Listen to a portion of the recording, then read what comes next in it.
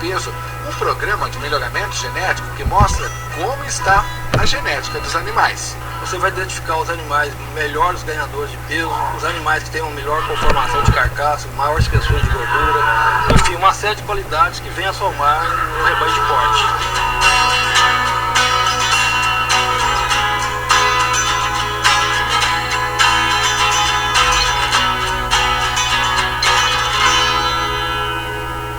Na pista que a raça Cindy mostra desempenho. E este ano, os melhores animais fizeram bonito por aqui. Veja só, quando esta música toca,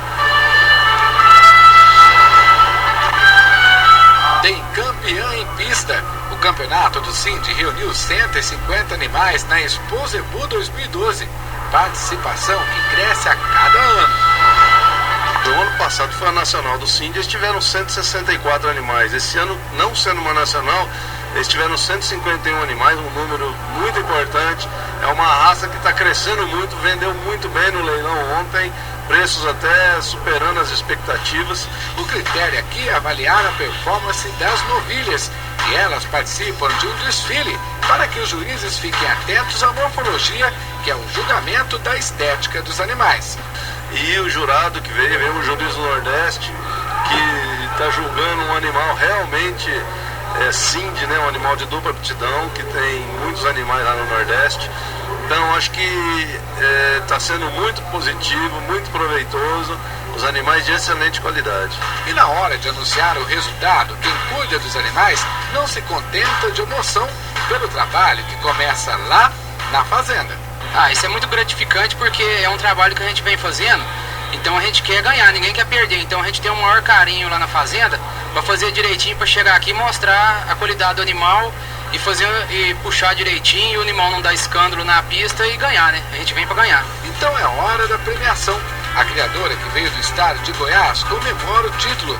Ela sabe o quanto isso representa na hora de vender o animal. Mas a gente fica muito satisfeito de ver essas premiações, os tratadores também sempre nos ajudando, todo o envolvimento da fazenda, eles dão muito apoio e apesar de muito esforço, a gente fica satisfeito quando vem as grandes premiações para nós, né?